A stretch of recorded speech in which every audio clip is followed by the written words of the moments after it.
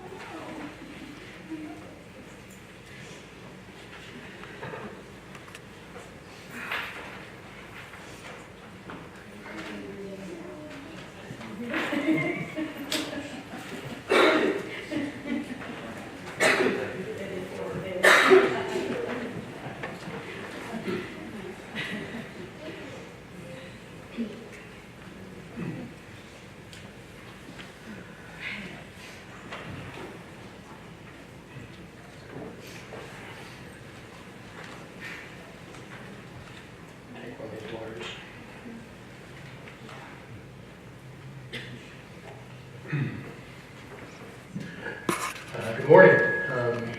I'm Joaquin Rodriguez, one of Andrew Meredith's tens of thousands of cousins.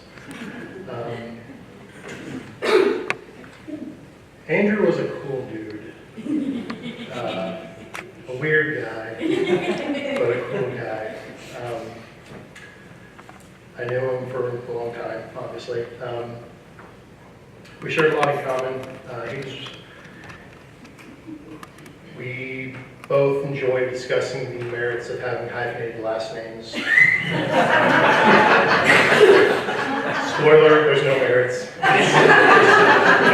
It's just annoying. I'm consuming, yeah. Which one is it? Both. It's both names. That's what it is. Both musicians, both play guitar. We loved to jam sometimes when we could. Had a lot of great talks with him, philosophy, psychology, music, and art.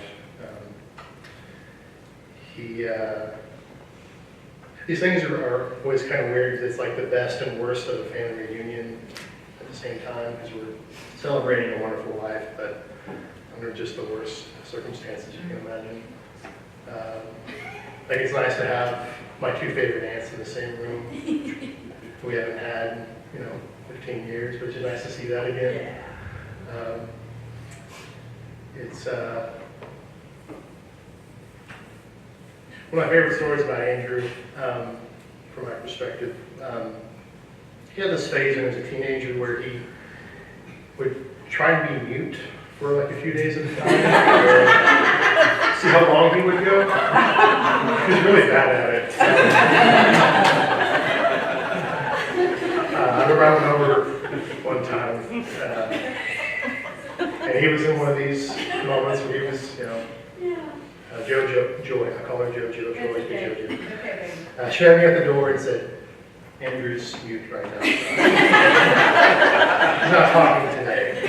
I was expecting after we talked with him about life and catching up, and so he had his little notepad and pen. He'd respond to you and ask questions, and he'd never talk. And so after a while, I was determined I was going to get him to talk, just for fun. That's what you do.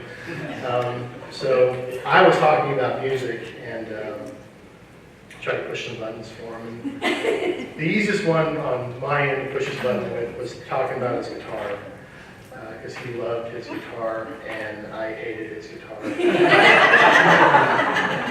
Because I'm not a Fender guy, and he was a Fender guy. And so I started talking about how they're just, they're just terrible instruments. I don't know how they're in business still. It's just not. I mean, it's a big sham. And you just saw him just eye twitch and beat red. And, shut up! I love my guitar. Let you talk. Yeah, he was such a fun person to be around. Always trying to be outside the box, pushing the envelope in most areas of his life. I really appreciate the openness that's been talked about with addiction today, because that's something that The secrecy is its one true weapon, so to be open about it is a hard thing to talk about, but it's important too. When I heard about when he died, I didn't feel angry at first. I still don't feel angry, to be honest. I felt guilty at first because that feeling of, oh, what could I have done? Is there something I could have done to change the safe and do this, do that? And I know that's not even close to being true, but I also feel I purposefully kind of distanced myself too, because I saw his addiction, I heard his addiction. We both lived in Norman for a while, and I would see him every now and again, chat, or we had a lot of mutual friends, and I saw him going downhill, and I just couldn't say anyone no, so. But he's not hurting now, which is a nice thing to take away from this. But yeah, love you, Andrew. Thank you.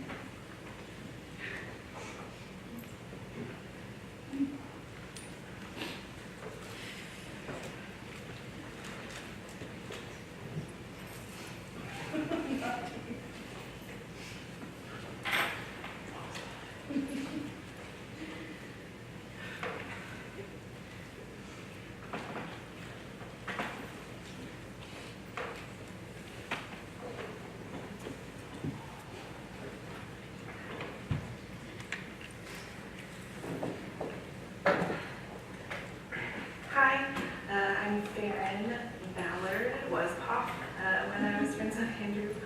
I didn't want to step on anybody's toes by being the first non-family member to talk about Andrew, but you know, we had a lot of really fun memories. He loved to be silly, and we just laughed a lot. I have a lot of memories, like you just said, but I just wanted to share a couple. One is actually one that my mom shared with me the other day. She said she's sorry she couldn't be here. Andrew was my date to my senior prom. And when he got to my house, he walked up to my mom and he said, could you please iron my shirt? Because my mom didn't have time to iron my shirt.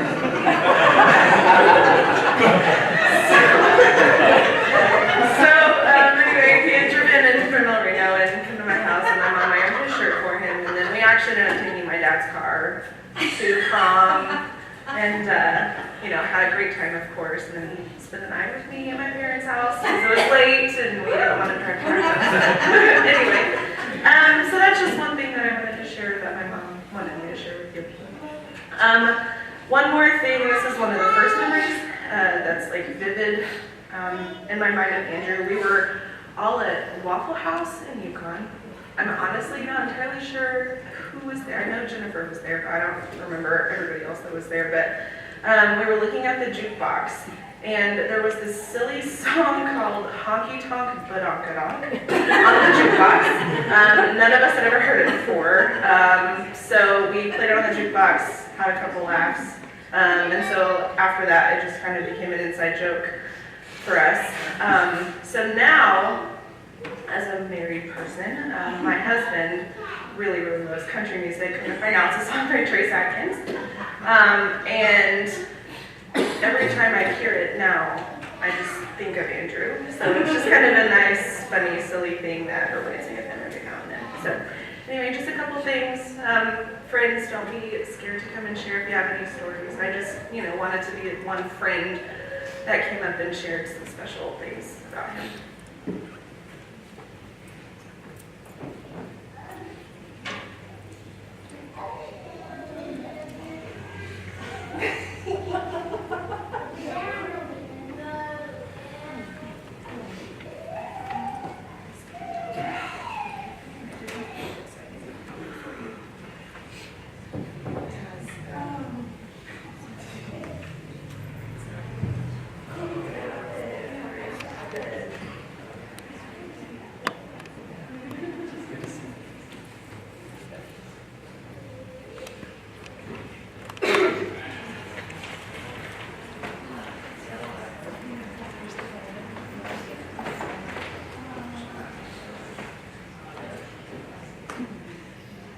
My name's Joe Ramsey, and I'm pissed.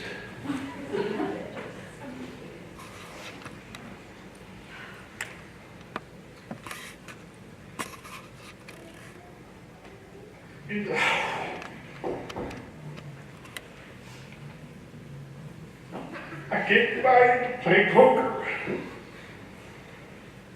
with some guys.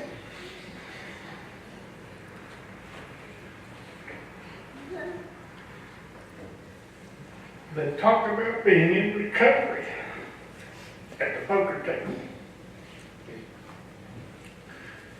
I don't think that I've got this problem. I've been around drugs all my life. I've done my share of drugs. And I don't have a problem. I keep showing up at the poker table. And these guys talk about recovery.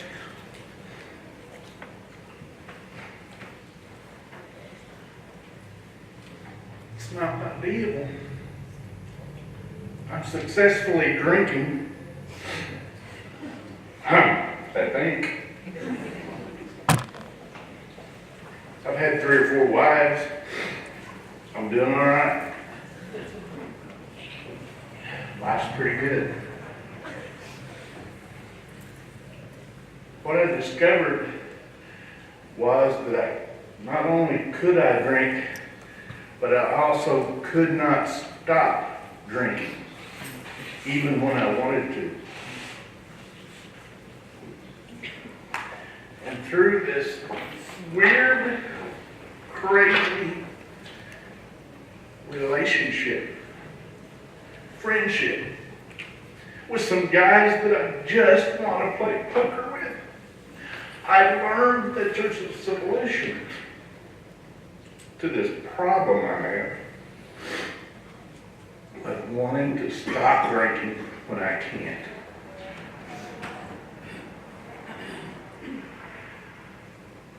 At some point in time, I'll tell you the truth then, how this comes out.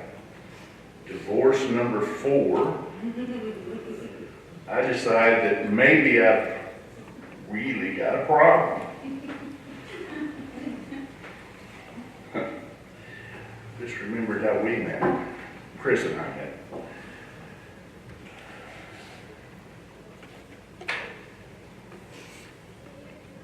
I'm working on 10 years sober. Because of these guys. That I just wanted to play poker with.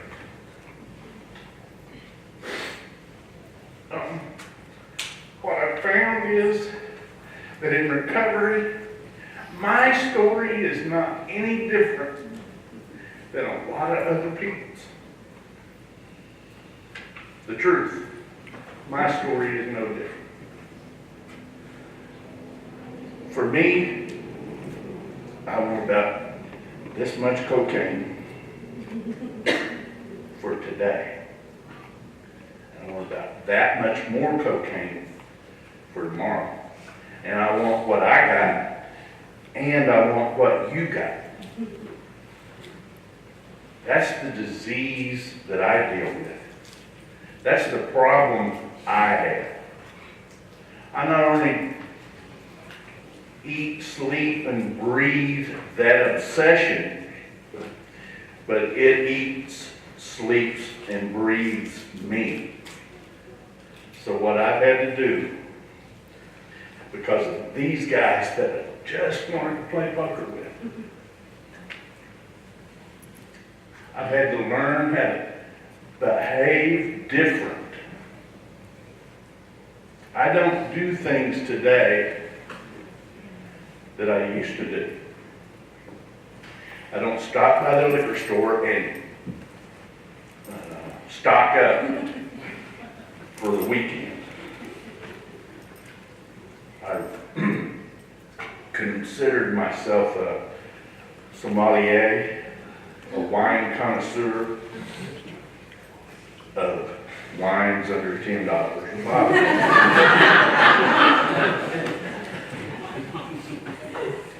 I get to change that behavior today because of hanging out with a bunch of guys playing poker. Who would have thunk it? Because, hey, here's one. Hadn't even thought of this. Because of these guys, I slept indoors last night, slept in my bed, and woke up with my 5th wife. Not one of theirs.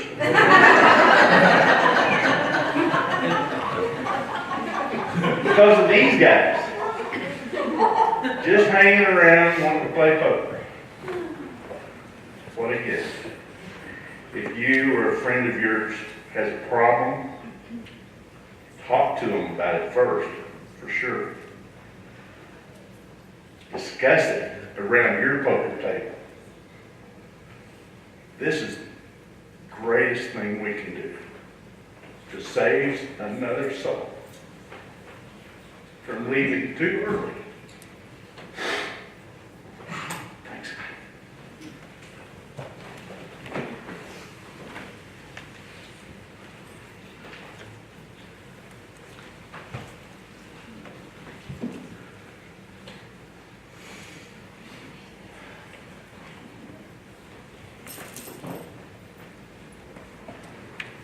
So I wasn't sure if I was going to talk, but I think I have to. I think I have to say something. My name's Olivia, and I've known Andrew my whole life. I've been kind of a friend, but also kind of a pseudo family member for as long as I can remember. When we were young, I think I kind of annoyed Andrew, so we were very close. But we got really close as we got older, I think is kind of only naturally because our fathers were best friends, so it kind of made sense. But I just wanted to share how kind of unique Andrew was and how kind of loving and kind and I think kind of perfect Andrew was. He taught me kind of a lot about myself, and as you stated, we were talking about how he kind of opened up a world of being creative, even though I could only draw a stick figure, but he still supported me 110%, regardless of how bad my stick figures were. But he never gave up on it, and he let me do art with him, even though I ruined it, he would go over it. He still said it looked great, and that I was still perfect. And you know, he had a lot of patience. He tried to get me to unicycle, and that didn't happen. We just found out a lot about how I'm not very coordinated, but how patient Andrew is with me, and he never gave up on the unicycling. Still can't do it. But I just wanted to share how much Andrew meant in my life, and I know that I'm not the only one, but that he was very loved. And I love you, and I love you, and I love you. And that's all I have to say. Thank you.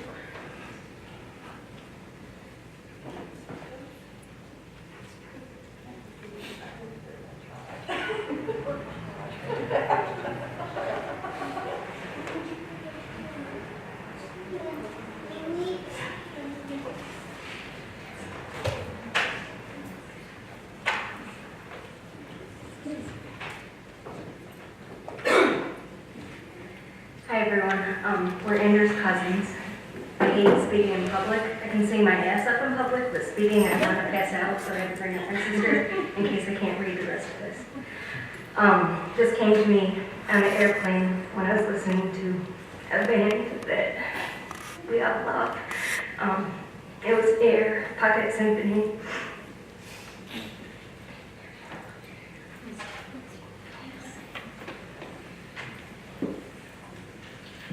So she had wrote, "Some souls are too cosmic for the earthly realm.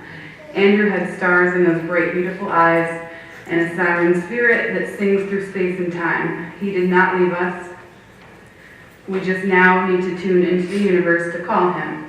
connect with him through music, art, and nature. In the spirit realm, his journey will continue, where he will meet up with loved ones that wait for us as well. For we will be on the same astral plane one day again. As for now, tune into dreams, our hearts, messages through nature. He is always with us.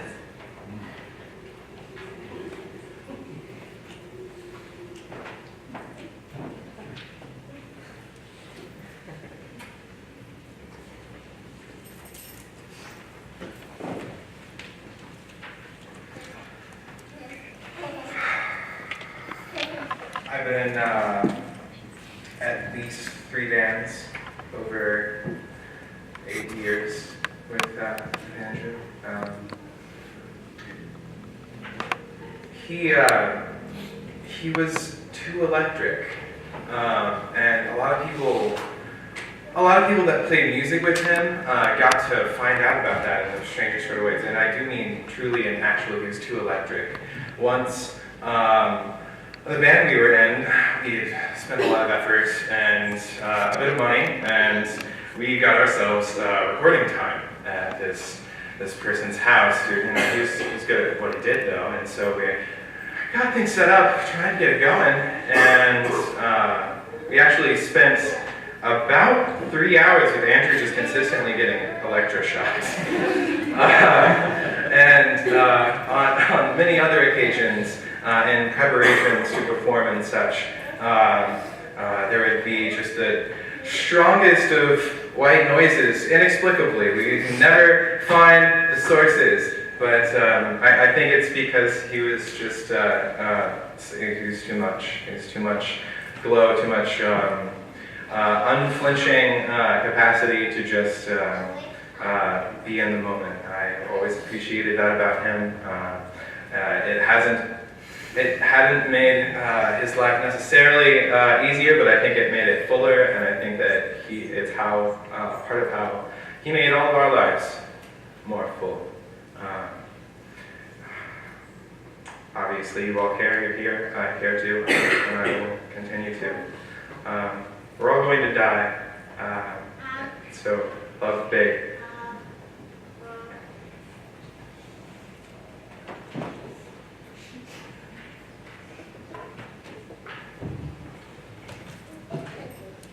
I hesitate to come here because I don't know you and you don't know me. And I feel so sad that I did not know this wonderful young man. I don't know if it's because I'm getting older, but I always read the obituaries, just in case, you know. And I saw his face, and I felt like I knew him, and kind of caught my breath, and was so grateful that his family would put how he died. So I'm here for a brief moment with you. I've been so touched by the things that you've shared. And I brought a book, and I'm gonna, if it's okay with Dad, I'm gonna give it to Andrew's mother. Somehow I've gotten attached to 2 different books that are the most wonderful books on death. And being an agnostic, semi-Buddhist person, you know, it's hard to find anything that really fits us. Most of us, okay. But this is called The Next Place. And it is just great, and I wanted to be sure that I had an extra copy at my house for me, but I had to bring this. When I saw it, and I live in the neighborhood, and I told my brother down in Texas that I was coming to someone's funeral, and he said, "Do you know them?" And I said, "No," and he said, "Well, why are you going?" He said, "We're couples." And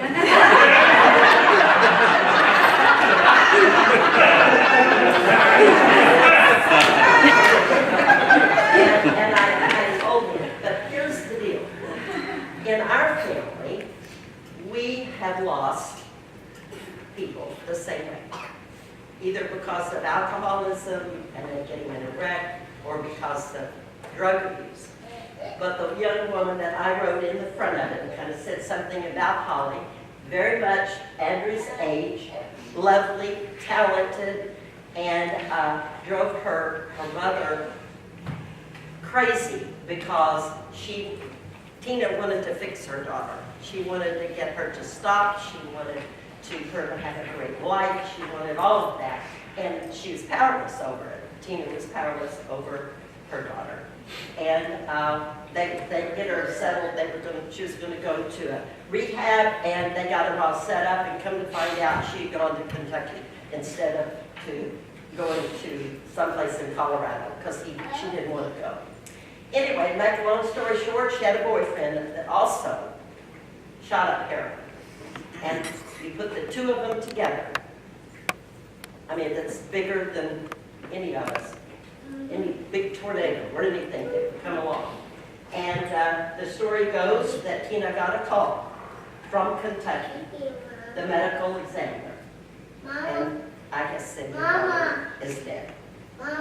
And I think that Tina knew it was coming, but that doesn't matter. I mean, you don't have any kind of control over part of this. So she and her sister, Julie, went there to say, yes, this is my daughter. And she looked very different and everything because of the ravage of the drug use. But she and her boyfriend were living in a little tiny ratty trailer in a little ratty trailer park. And the story goes, because he survived. They both shot up that morning, and she stayed in bed to sleep a little longer, or whatever you do after you've shot up. And he went to do something, came back, and she was dead. So I didn't go to her service because it was in Austin, and Austin's not that far, but it was under circumstances that I just could not go. But I recorded some songs, and I don't play, but I turned on the CD player and recorded those songs. And I read things from this book and the other book and sent them to Tina and to Julie for Holly's life. And so this young man that I just met, and I do know him, he's part of my thought and my belief that he's here with us. And I will remember this, and I celebrate his life, and if you don't mind, Holly's life, because I could not be there for her. So, from my heart to your heart, and you, sir, yes, you're welcome. May I have a hug? You gave everybody else one. Oh, you're welcome. And oh, well, how lucky you guys are that you knew this guy, this wonderful guy. And we did enjoy it and share it with you. And I'm going to leave and have my blessings. Have a good day.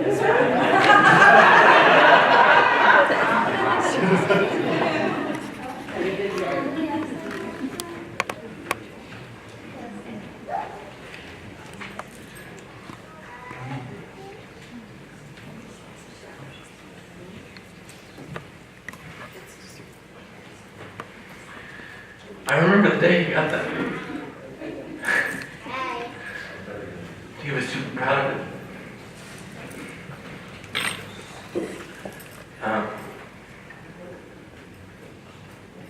I've known him since we were in second grade. I feel like for most of those years, we're pretty inseparable. I really felt like a part of his family. And later, he got his first guitar, not this one, but he got his first guitar from his Uncle Steve, and that led me to getting a bass guitar, and we started our first band together. And I had the realization, and I've said it to several people, that if I had never known Andrew, that my life would be unrecognizable today. I have no idea what it would look like. I wouldn't know these wonderful people. I wouldn't have experienced a lot of things that I have since second grade. Some of my best friends in the world are here today. And that's because of Andrew. And I'm really grateful for that. I guess.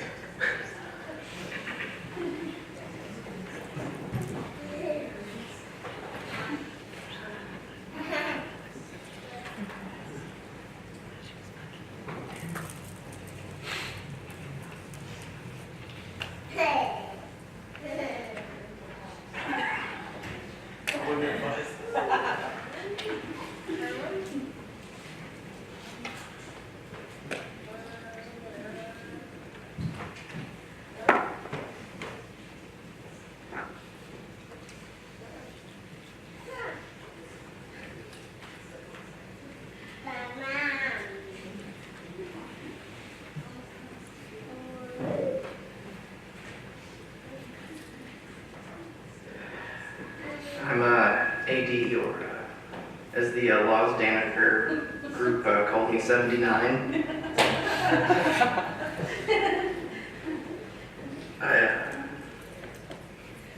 I met Andrew through Meredith, and like a lot of you know, that's a package deal.